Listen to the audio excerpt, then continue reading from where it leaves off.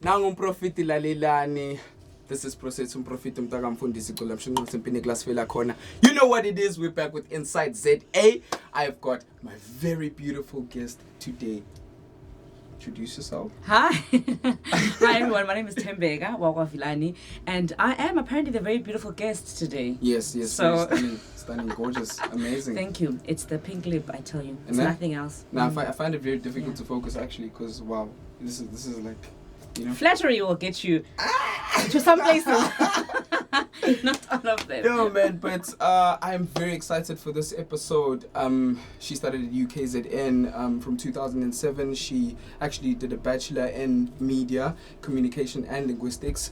She has played many roles, including directing, presenting, you name it, man. And we're about to get into it. We're about to, dissect this mind of hers, like. We're about to attack, man. Avengers assemble. Let's go for it. So should I have put on my armor as well? Yes. Yeah. The Okay. arm of Christ. You're Christian. The arm of I Christ. am. Yes, that's true. Okay, awesome. Beautiful. I've got many questions coming up about that. Anyway, let's start with the big elephants in the room, Sis Thembeka. Yeah. I want you to walk me through your journey in the media space.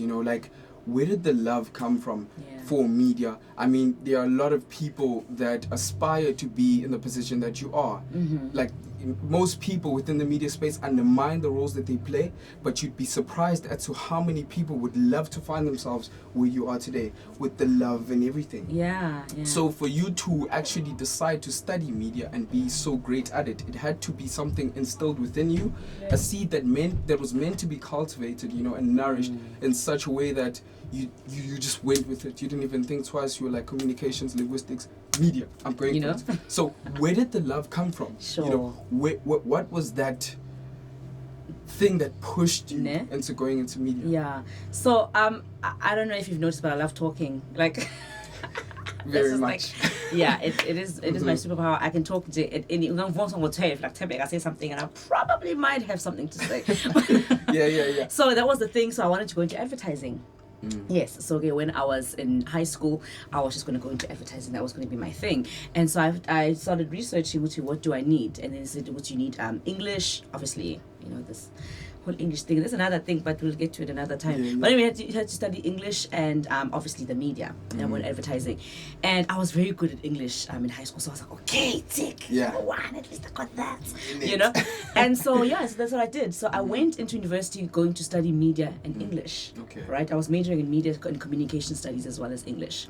Then I did linguistics as an elective. Okay. Right, and then when I studied linguistics, I was like, okay, I like this one, and then. Yeah, long story short, I dropped English. Okay. And obviously linguistics is very related, to my English studies.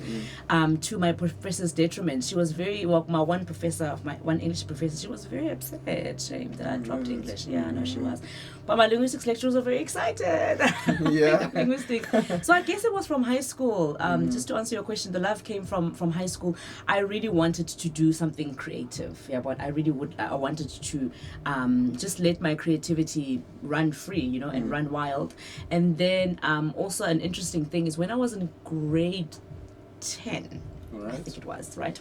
Grade 10, and I was there in the youth at church, just like doing all things. And so our pastor would come from time to time, like to our youth services. And then that day I happened to be sharing the word. And then at the end of the thing, he calls me up again. And then he says, as you were talking, I just had a vision about you, right?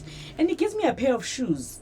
I don't know where you got those shoes from. He gives me this brown pair of heels. I still got those shoes. Yeah. And he's like, I see you wearing these heels and you are speaking to people. Yeah, wow. And he's like, it was like a banquet setup thing. And he said he could clearly see there was a white bald man in the audience, and he was there on his laptop. Yeah, and I was giving an address of some sort. Wow. Yeah, and so he's like, keep these shoes, pray upon them, and and let them whatever be. Wow. Unfold the thing.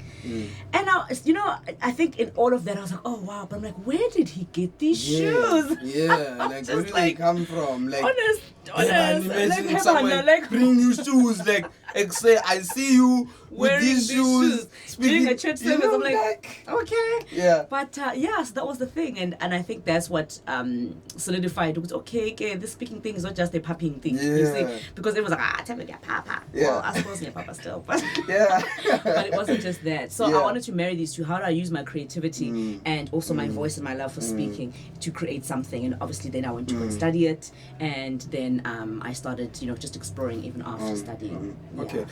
Just to brief you guys, those that are curious, linguistics is basically a study of language. It's like studying, the whole thing about language, about how we converse. It actually eliminates a lot of communication barriers because you understand moreover how to communicate and deliver certain messages to a variety of people. That's true. Then again, next thing, it's like, okay, Sharp, we always listen to how artists would generally tell their story. Oh, I fell in love with music in high school, I did this, I did that.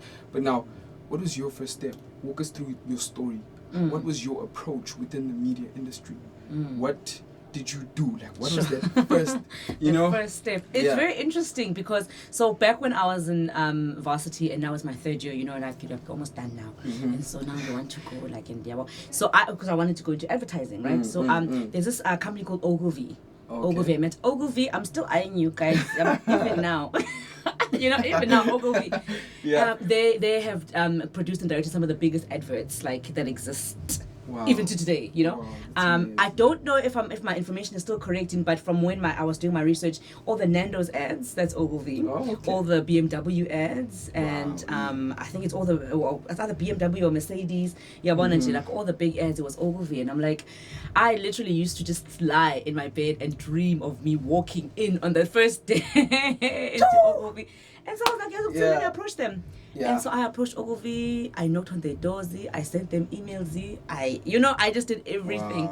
Because I remember they were back in Point Road at that time, when Point Road was still like a business road. Yeah. They were there at Point Road. And so I went there and I spoke to the secretary lady, and she was so amazing. She was like, I love you, you fit so perfectly here. And I'm like, right? Yeah. And I'm like, so what's the email address that I should, send the email to? So it was just that, and so when Ogilvy kind of and the thing is, which was a bit unfortunate, it was, in fact, people joke about it now, which they want someone who's what, like a 20-year-old with 17 years experience. Yeah. And it's That's true. Where would I have gained the experience? So I think that was, my biggest thing. So I was like, okay, gain experience, girl. That's what you need to do. Yeah, you must gain experience. Then I was like, here's the thing, I'll do this thing by myself. And then obviously there was a speaking thing also that happened. Yeah. And I entered numerous presenter search competitions. Wow. Yes, I remember I went to the top billing one. And then, I feel like I'm not doing anything, guys. At this age, guys, too much pressure, gang.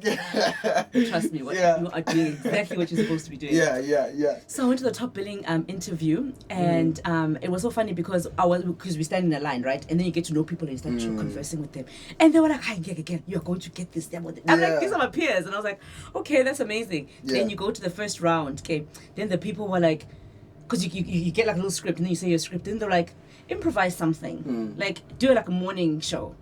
And then I did, they were like, improvise an evening show. Yeah. And then I did, they were like, so improvise. And I was like, is this the longest audition? Yeah, what? Exactly. Yeah. And then they were like, okay, we like what we see, Yeah. And then they gave me like I don't know, it was a color sticker. Then you go to the next phase where you go to the TV judges now. Guys. And I went to the TV judges. Then I did my audition, and then they were like, we've got nothing to say. Astonished. Just like, thank you. And I was like, yes, I'm getting a call back. Next. What call back for whom? I was like, okay, guys, it's fine. You don't call back. But yeah, it is what it is. But I think obviously with me, and I now being in production, I understand that with the production, whatever production you're doing, there is obviously you already have like a whole set out criteria, including the people that are going to be the face or the front of whatever. And so that criteria is what you need to fit. Doesn't matter how other stuff that is good, but if it doesn't fit this criteria, then you know what I mean. So I think that was just the thing. So I was unpaired, top billing, there, close, but it didn't happen. And then I went for the TLC presenter search. Then I went for Our Perfect Wedding presenter search. Yeah. And it was so funny that because it took so long, by the time we got there, my voice was gone. What? Like I was like this.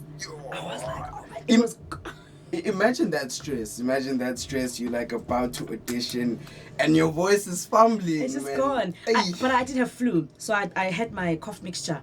And then at one point I was just like, I didn't even. I wasn't even this guy anymore. I was just like, Yeah. I literally finished the whole bottle of cough mixture that day. Yeah. So maybe I wasn't sober as well. I don't know, but I finished the whole bottle of cough mixture. Yeah. That also didn't pan through, and then I was just like, okay, I'll just do it myself. And yeah, the 100% Talk Show was born. We're getting to that. Okay. Let us just, It's Anyway, amongst many other things that you do, the ones that we find more intriguing is presenting and directing, right? So I want you to just walk us through that. I want to talk about the integration between the two. How were you able to take this one and take this one, merge, and make the thing. Yeah. I think maybe I want to allude to my response even earlier. Like if you're in production, you already have the idea of what the thing is that you're looking for. So I think being the director and the presenter, it kind of really helps because you already have the blueprint. And there's no other presenter now that you have to be like do this and then it doesn't quite come across because obviously you plan your episode, you plan your season, you plan your and then you expand it like that. And so in order to be able to touch every facet, like every element, so I think that's how it helps to actually be a director and to be a presenter. It's difficult though. It really is. It's a bit of a tricky thing because even if you're directing, you still got crew that are having to follow the direction, right? And then you're having to like be on the other side as well. You have to be on the front of the camera and you have to be at the back of the you have to virtually be at the back of the camera, But I think that's where planning comes in now because you sit with the crew and you plan your episode and then you let them know what it is that you're actually just looking to see, to see on screen. So I think it's helpful. It's a tricky thing to do though, which I don't know. I wouldn't advise people to do that. But I think maybe what's the word when you micromanaging things? So guys, it's fine. That thing. That word when you just want to, So I like because obviously there's a vision and I would like the vision to be narrated, in the way that I want it to be narrated. So yeah, I hope I'm answering your question. Am I? Okay, that's right. great. So now, if we were to put you on the spot real quick and say choose one. What I choose? Directing, presenting, choose one. And why? Sure. I would definitely choose directing. Is it? Yes, it is. Wow. It is. Because I think the building of the thing for me is much more exciting.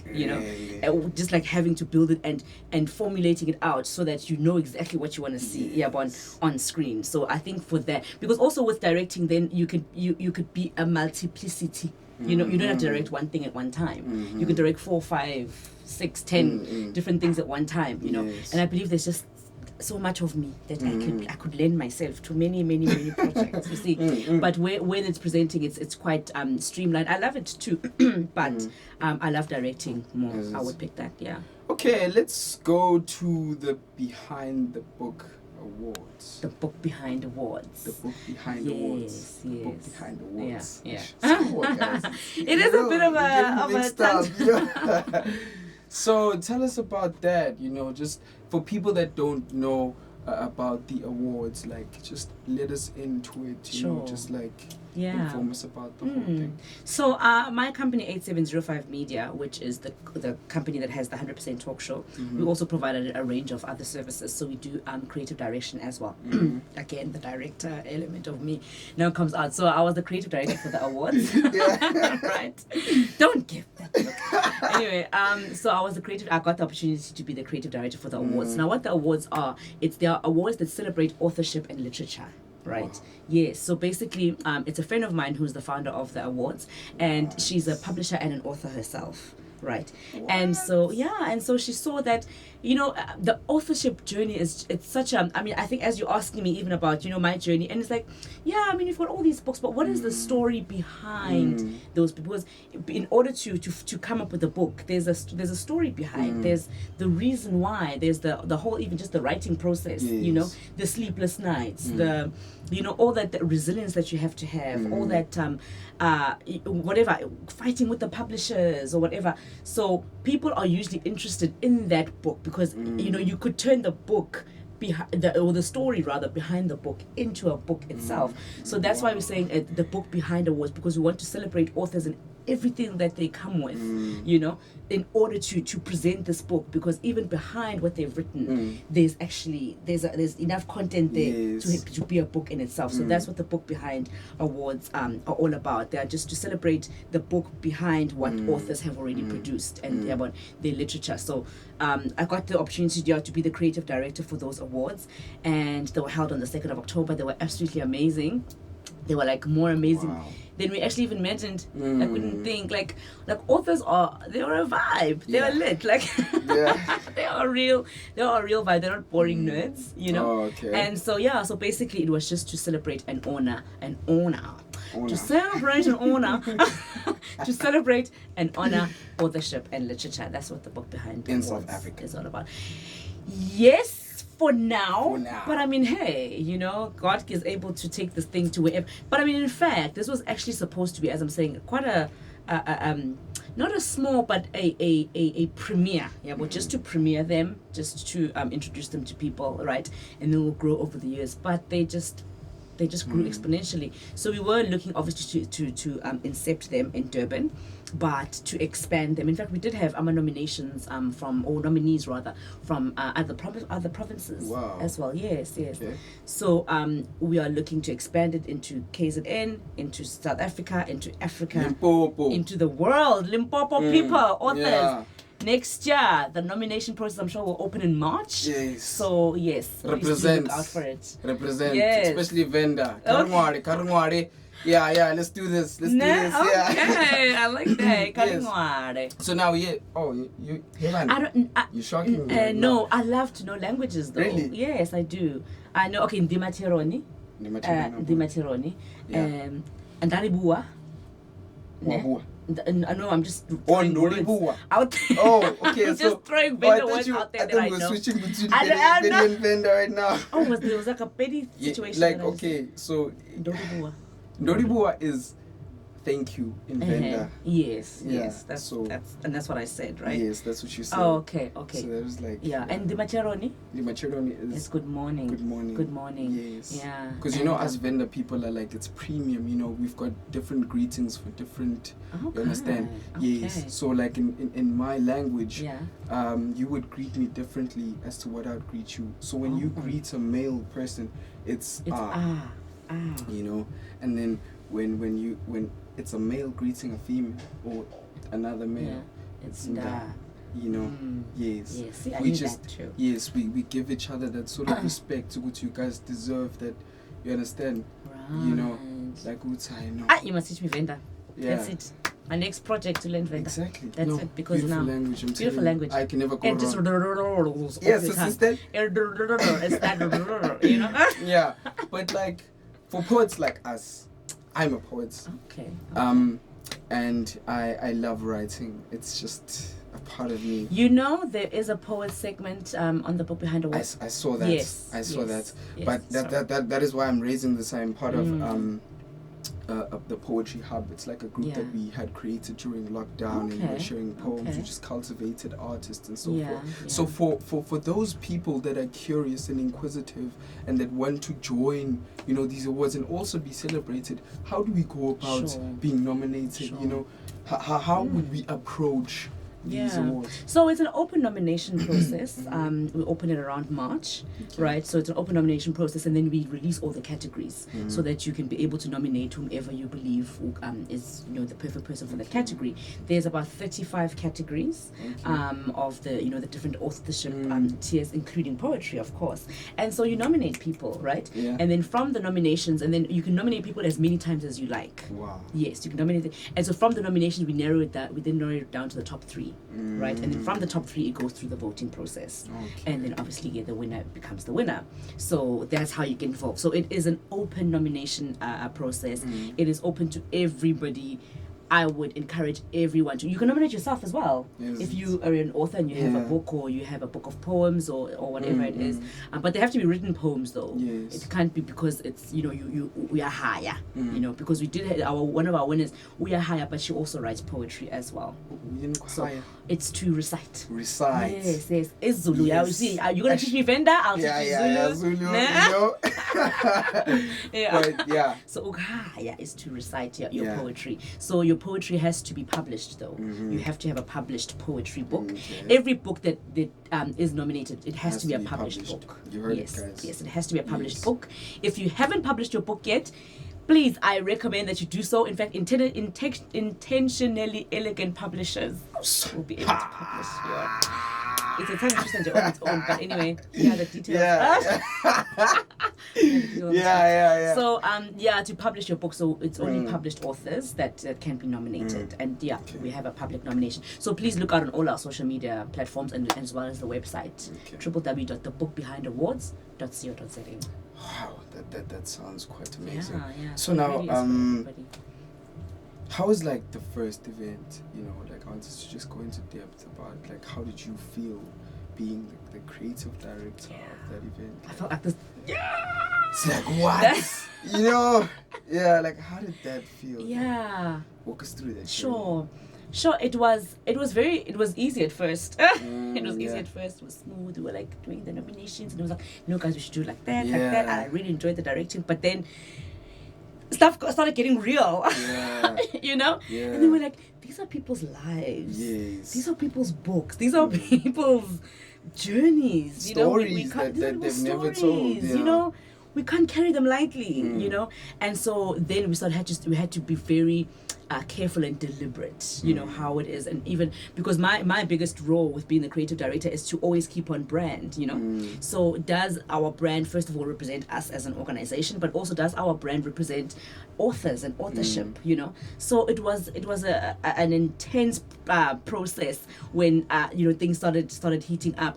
But actually leading up to the awards, then it started getting exciting because all sorts of organizations, municipal bodies and provincial bodies and things like that wanted to get involved, And then it added the load, but also it eased the strain, I guess, of actually putting these awards together. So it was a very extremely exciting process, but it was an extremely frustrating process as well. It was a big and frustrating process, but it was so rewarding. It was so rewarding. I mean, I think this is one of the biggest things I've ever been the creative director of, and I'm so happy that people. It translated. People got it, and people responded to it, and boy, did people respond. Like boy, did people shout out. Like, oh my god, like on the real, shout out.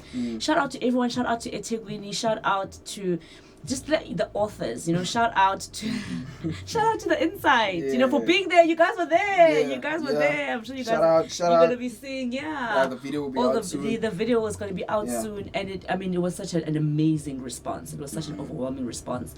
And I talk a lot, so if I don't answer your question, just slicer it in there and be like, that's not what I'm quite asked. But I'm just so excited about the awards. They were really so exciting. So I mean the whole process was, as I said, it was from the nomination process, then it was layering it down, then it was the voting, then it was actually doing the award ceremony. In fact, on the 20th of March, of November, we have another event just to commemorate the authors. We have a gala dinner. Just to commemorate the authors because we were just so pleasantly overwhelmed, There were technical glitches, there was a whole lot of running around, but overall, it was just such an amazing event that happened on the 2nd of October at Elangeni Hotel. Shout out to Elangeni Hotel, Southern Sun Elangeni.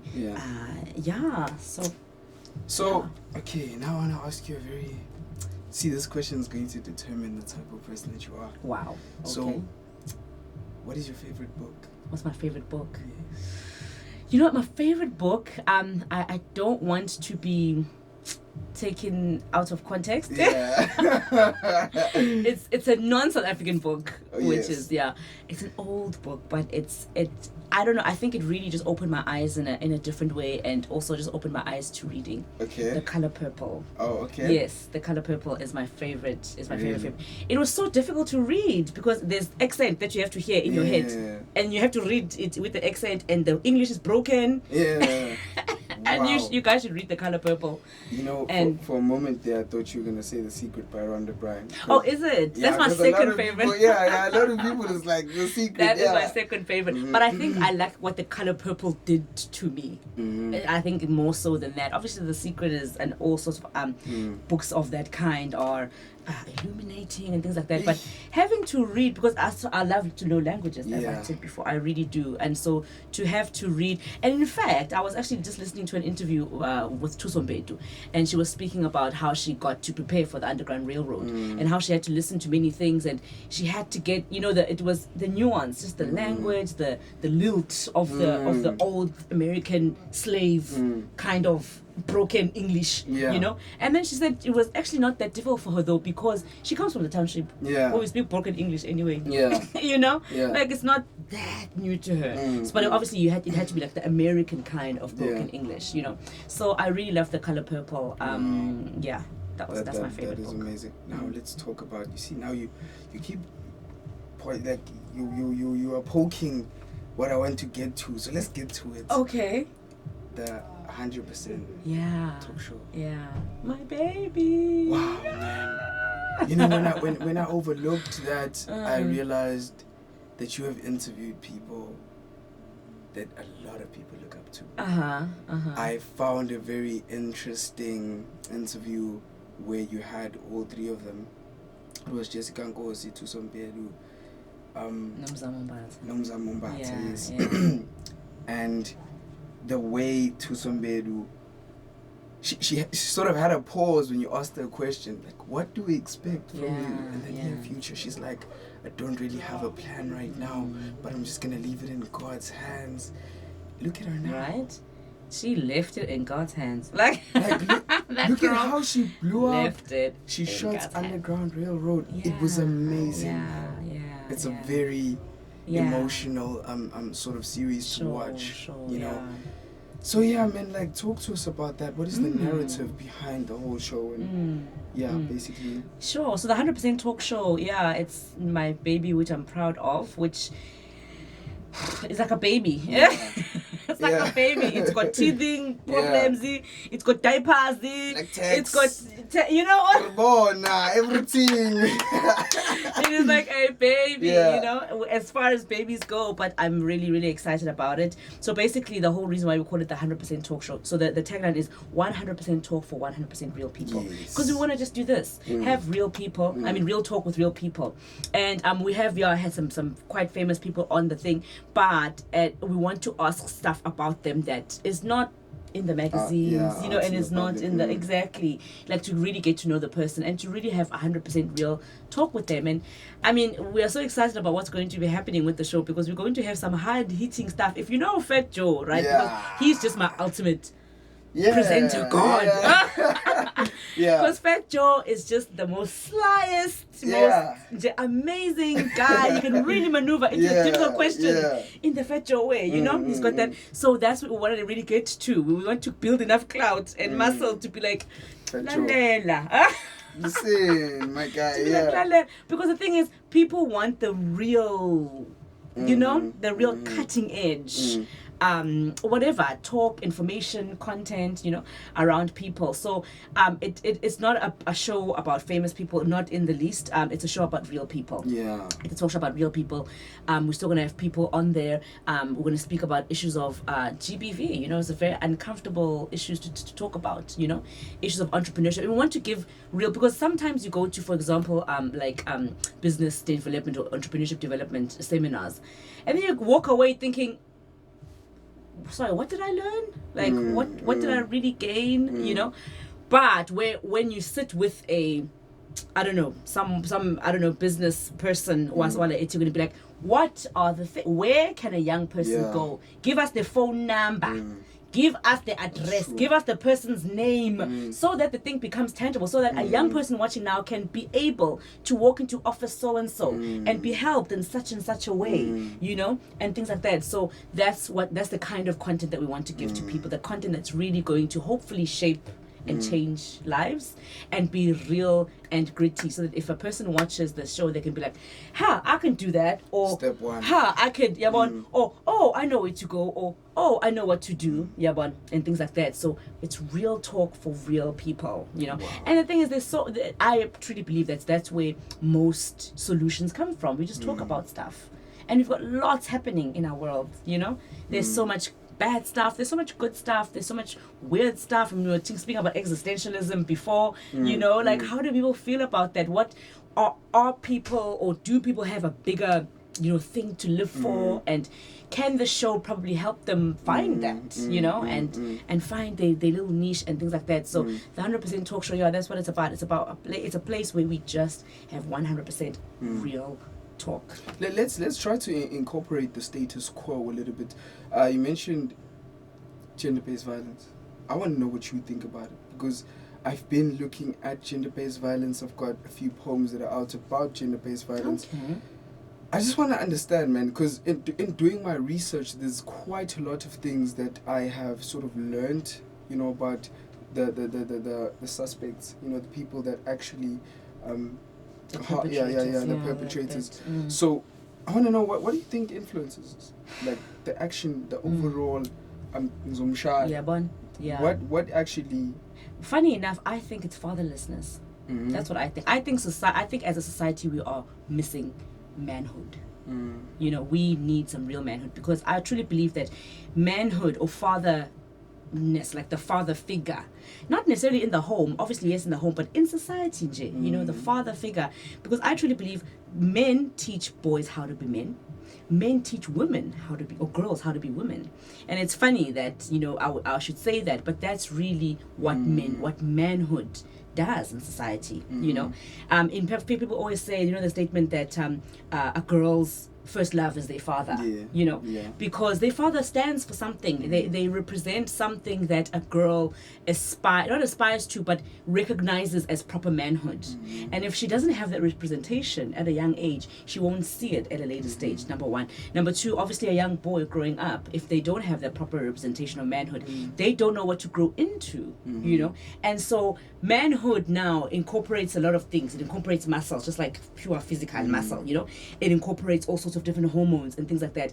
And not having that nurtured properly, you start misusing it. You use your power, you know, over women, because you can't express your emotions. You don't know how to use your words. You don't know you really haven't been taught how to be a man in essence, you know. So I think the fundamental cause of men beating up women, and women beating up men as well, you know, because it can go either way. It's because of fatherlessness, and of women putting themselves continuously in positions where they are. And I'm not trying to make this or put the blame on women at all, but we do not, because at the end of the day, we were in a relationship before the beating happened, you know.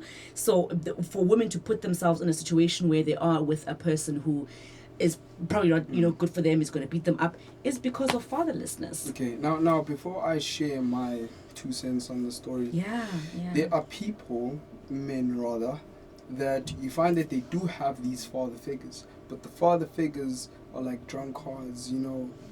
They're there, they're present. Then that means they don't have a father figure, well, you know, because the thing is, I'm talking about like correct manhood, but not the physical presence of manhood, but the manhood presence of manhood, you know. Yes, exactly. The grooming, the actual thing that says this is what a man, you know, should be, whether that is by teaching or just by expressing, you know, just by living a life that is of. And then children see, we can't underestimate that. Children see and they grow up with that. So if that was not there, even if the father was physically there, but you know, then it doesn't, it doesn't. But I mean, I also, as I'm saying, it's not necessarily in the home. I think in society, you know, pastors are supposed to be, you know, like fathers and beacons of society. And I love how it's a higgy haga, this thing. It's a kring krak krong krak. Yeah. That's all I can say. Because also, I mean, looking even at traditional leadership, you know, Induna, the chiefs, I think Induna and the chief is the same thing. I've just, you know, the king or whatever leadership structures, you know, I think there were, I mean, because I truly believe that African people are so smart.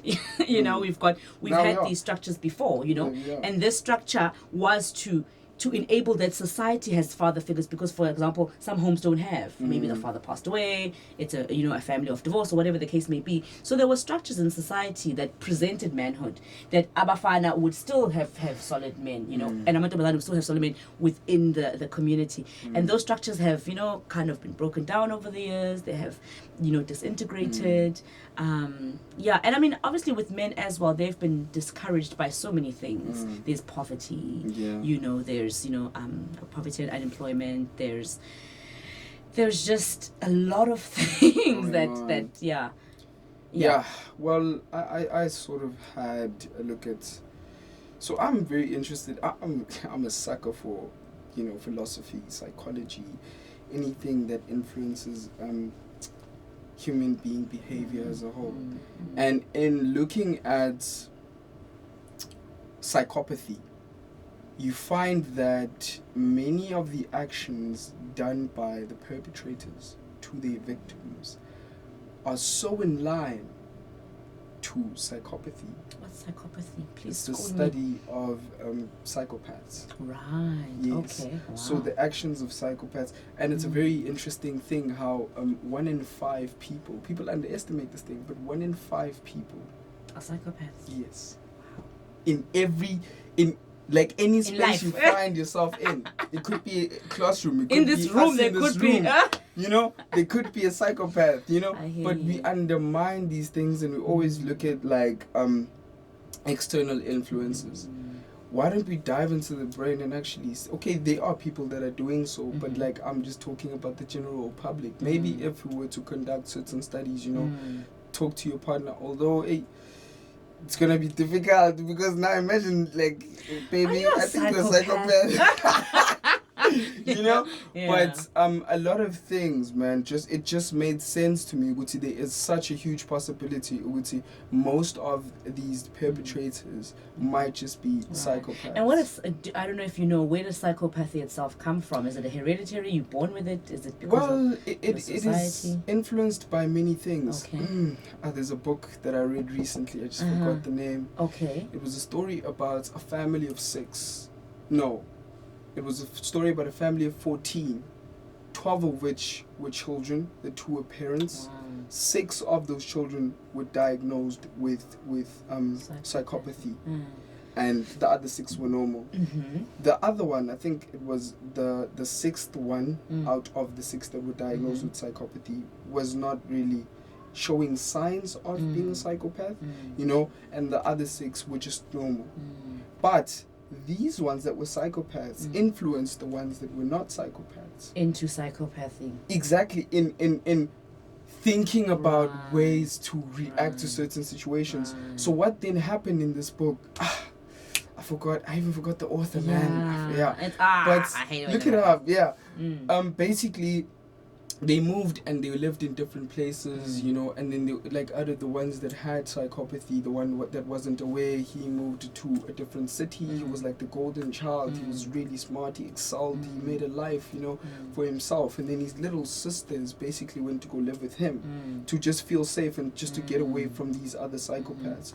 And when they got there, they were molested and they were treated, they were raped and stuff like that. But they thought that it was so much better to be living with him that they were violated sexually than to just be living with psychopaths that can literally kill them.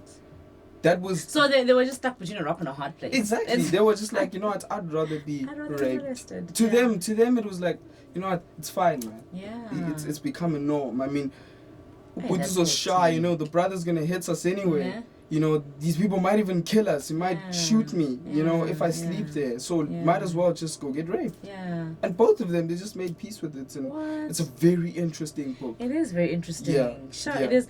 Yeah, but then, I mean, you look at the family dynamic, that what was the father's role in all of this? That is very true. I don't know, because it probably could have been hereditary from the father. Hence, or maybe they just saw such a toxic relationship between the parents that the kids went, Yeah. True. So I feel like psychopathy may be hereditary.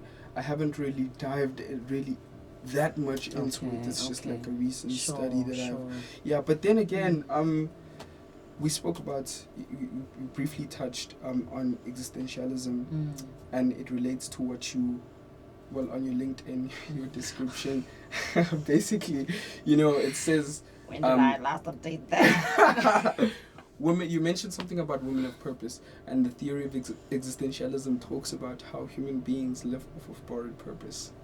And I told you about my favorite author, Paul Sartre. Guys, I love this topic. I love this topic. Wow. So in essence, what makes you feel like you've found your purpose? Sure. And how so? Like, why do you think that is your purpose? That is, I think it's the ease.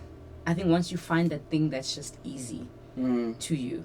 And I know that's obviously a very wide statement, because if the person's like, I find it easy to kill people, so that's my that's my ease, and in fact, as we were speaking earlier off camera, I said, what about human achievement? And if that ease is a thing that actually builds society and doesn't break it down in any way, then I think that's your purpose. If it's, it's just a stupid example. If it's sweeping the street, people always use this, and you're helping society and you find ease in that, you find peace and calm, then that's your purpose, And yes, we want. I think the goal has been warped, because now the goal always becomes a financial goal, True. And people, they that's what we're chasing now, And once I believe you're in your purpose, the money will come. The money will come in your purpose. So if you find joy in that thing, I love what you said before, that we're having to pay to live in a free world, and sometimes money does not give you joy. And sometimes it does not, guys, sometimes. And I think that's how, you found your purpose, that whether money or not, money, I'm happy. It.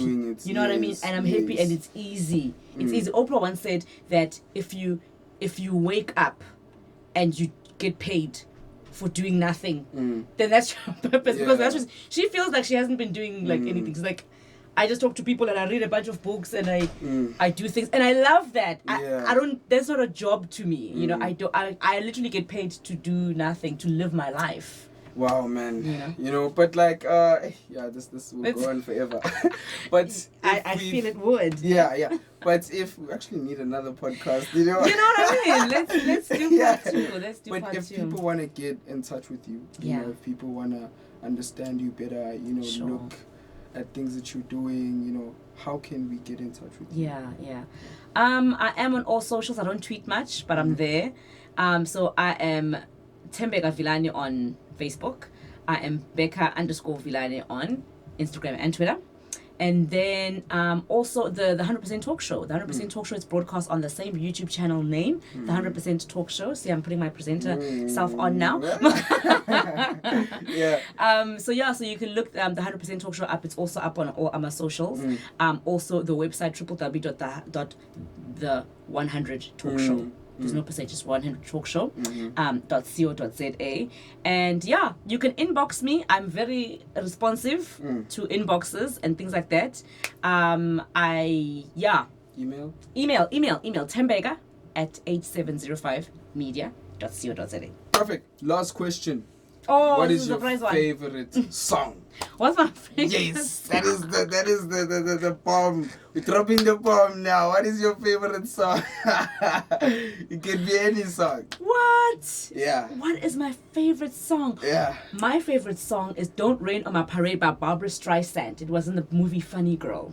Yo. That's my. I thought I'm a lag. No. I've got a lot of favorite songs, but yeah, you should watch the movie Funny Girl. There's a song, They Don't Rain on My Parade by Barbara Streisand. I love Barbara Streisand. Can you sing? Oh my God. It goes, don't tell me not to live, just sit and putter. Life's candy and the sun's a ball of butter. Ouch. Don't bring on a cloud to rain on my parade.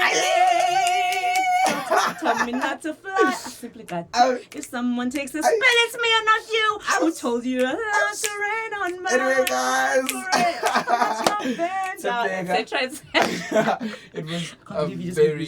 It was a very nice episode. Yeah, it was I really enjoyed a jam-packed episode, one of my favorites so far from, all of the interviews that I've done. I'm so glad. Yes, and I'd just like to say, guys, keep in touch, Thembeka, it was a beautiful show. Yeah. Stay positive. Sure. Carry on. Slaughter. Yeah. Women power. Let's do this. Otherwise, guys. This was fun. Yes. Yeah. It was your boy Prosetum Profiti with Inside ZA, and be out. And she.